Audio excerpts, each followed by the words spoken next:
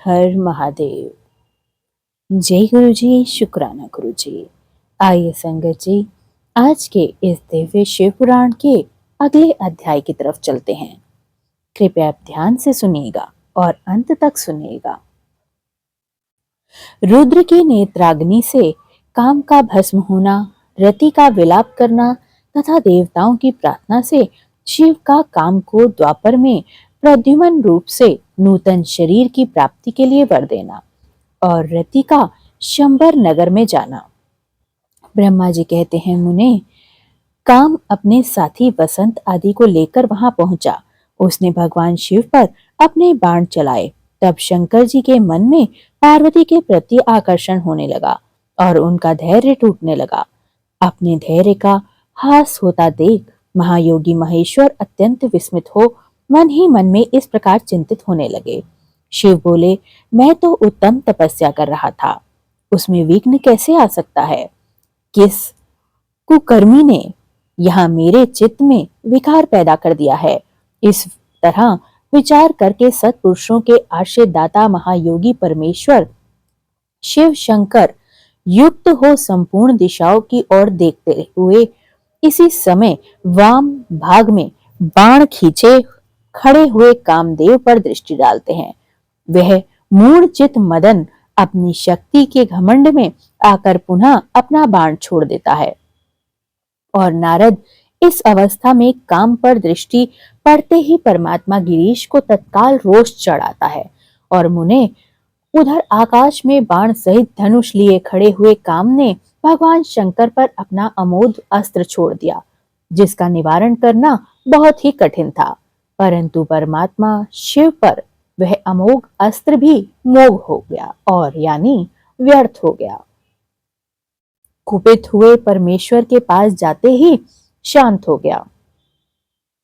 भगवान शिव पर अपने अस्त्र के व्यर्थ हो जाने पर काम को बड़ा भय हुआ। भगवान मृत्युंजय को सामने देखकर वह कांप उठा और इंद्र आदि समस्त देवताओं का स्मरण करने लगा।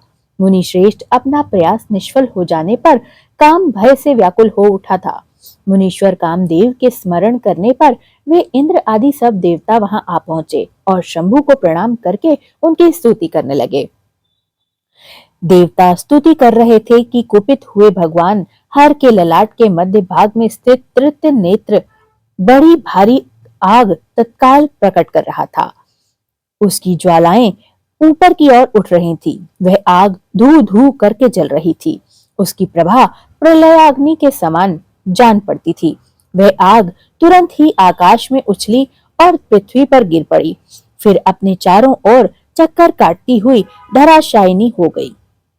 साधो भगवान, क्षमा कीजिए, क्षमा कीजिए, क्षमा कीजिए। यह बात तब तक देवताओं के मुख से निकलती रही, तब तक ही उस आग के कामदेव को जलाकर भस्म कर दिया। उस वीर कामदेव के मारे जाने पर देवताओं को बड़ा दुख हुआ। व्याकुल हो हाय हाय करने लगे।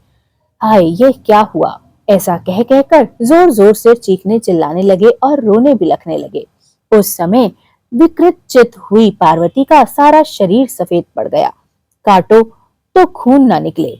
वे सखियों को साथ लेकर अपने भवन को चली गईं।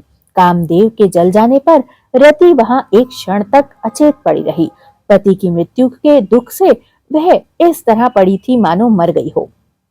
थोड़ी देर में जब होश हुआ तब अत्यंत व्याकुल हो रति उस समय तरह तरह की बातें कहकर विलाप करने लगी। रति बोली, हाय, मैं क्या करूं, कहां जाऊं? देवताओं ने यह क्या करवा दिया? मेरा उत्तीर्ण स्वामी को बुलाकर नष्ट करवा दिया। हाय हाय नाथ, स्मर स्वामिनी, प्राण प्रिय, हाँ मुझे सुख देने वाले प्रियतम, हाँ प्राणनाथ, यह क्या हो गया?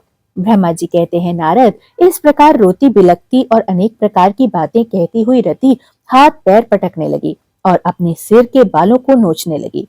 उस समय उसका विलाप सुनकर वहां रहने वाले समस्त वनवासी जीव तथा वृक्ष आदि स्थावर प्राणी भी बहुत दुखी होकर रोने लगे। इसी बीच में इंद्र आदि संपूर्ण देवता महादेव जी का स्मरण करते हुए रति को आश्वासन दे इस प्रकार बोले। देवताओं ने कहा, तुम काम के शरीर पर थोड़ा सा भस्म लेकर उसे यत्न पूर्वक रखो और भय छोड़ो। हम सबके स्वामी महादेव जी कामदेव को पुनः जीवित कर देंगे और तुम फिर अपने प्रियतम को प्राप्त कर लोगी। कोई किसी को ना तो सुख देने वाला है और ना ही कोई दुख देने वाला है। सब लोग अपनी अपनी करनी का फल भोगते हैं। तुम देवताओं को दोष देकर व्यर्थ ही शोक ना करो। इस प्रकार रति को आश्वासन दे सब देवता भगवान शिव के पास गए और उन्हें भक्ति भाव से प्रसन्न करने के लिए यूं बोले। देवताओं ने कहा, भगवान शरणागत वत्सल महेश्वर, आप कृपा करें, हमारे इस शुभ वचन को सुने। और शंकर, आप कामदेव की करतूत पर भली भांति प्रसन्नता पूर्वक विचार कीजिए। महेश्वर, काम ने जो यह कार्य किया है, इसमें इसका कोई स्वार्थ नहीं था। दुष्ट तारकासुर से पीड़ित हुए हम सब देवताओं ने मिलकर उससे यह काम करवाया था। हे नाथ शंकर, इसे आप अन्यथा न समझें। सब कुछ देने वाले देव गिरीश्वर, सती साध्वी रति अकेली अति दुखी होकर विलाप कर रही है। आप उसे सांत्वना प्रदान करें और सांत्वना प्रदान करें शंकर। यदि इस क्रोध से आपने कामदेव को मार डाला है तो हम यही समझेंगे कि आप देवताओं सहित समस्त प्राणियों का अभी संहार कर डालना चाहते हैं। रति का दुख देखकर देवता नष्ट प्राय हो रहे हैं, इसलिए आपको रति का शोक दूर करना चाहिए। ब्रह्मा जी कहते हैं, नारद, संपूर्ण देवताओं का यह वचन सुनकर भगवान शिव प्रसन्नता से इस प्रकार बोले। शिव ने कहा, देवताओं और ऋषियों, तुम सब आदर पूर्वक मेरी बात सुनो। मेरे क्रोध से जो कुछ भी हो गया है वह तो अन्यथा नहीं हो सकता।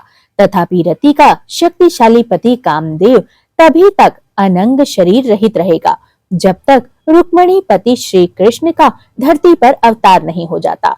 जब श्री कृष्ण द्वारका में रहकर पुत्रों को उत्पन्न करेंगे तब वे रुक्मिणी के गर्भ से काम को भी जन्म देंगे। इस काम का ही नाम उस समय प्रद्युम्न होगा, इसमें संशय नहीं है। उस पुत्र के जन्म लेते ही शंभुरासुर उसे हर लेगा। हरण के पश्चात दानव शिरोमणि शंभव उस शिशु को समुद्र में डाल देंगे। फिर वह मूढ़ उसे मरा हुआ समझकर अपने नगर को लौट जाएगा। रते, उस समय तक तुम्हें शंभरासुर के नगर में सुखपूर्वक निवास करना चाहिए। वहीं तुम्हें अपने पति प्रद्युम्न की प्राप्ति होगी। वहां तुमसे मिलकर काम युद्ध में शंभरासुर का वध कर देगा और सुखी होकर देवताओं और प्रद्युम्न नामधारी काम अपनी कामिनी रति को तथा शंभरासुरों के धन को लेकर उसके साथ पुनः नगर की ओर जाएगा। मेरा यह कथन सर्वथा सत्य है। ब्रह्मा जी कहते हैं, नारद, भगवान शिव की यह बात सुनकर देवताओं के चित्त में कुछ उल्लास उत्पन्न हुआ। वे उन्हें प्रणाम करके दोनों हाथ जोड़कर, दोनों कर जोड़कर विनीत भाव से बोलते हैं। देवताओं ने कहा, देव देव महादेव, करुणा के सागर, हे प्रभु महेश्वर, आप कामदेव को शीघ्र जीवन दान दे दें तथा रति के प्राणों की भी रक्षा करें। देवताओं की यह बात सुनकर सबके स्वामी करुणा सागर परमेश्वर शिव पुनः प्रसन्न होकर बोले, देवताओं, मैं बहुत प्रसन्न हूँ। मैं काम को सबके हृदय में जीवित कर दूंगा। वह सदा मेरा गण होकर विहार करेगा। अब अपने स्थान को जाओ, मैं तुम्हारे दुख का सर्वथा नाश करूंगा। ऐसा कहकर रुद्रदेव उस समय स्तुति करने वाले देवताओं को देखते देखते अंतर्ध्यान हो गए।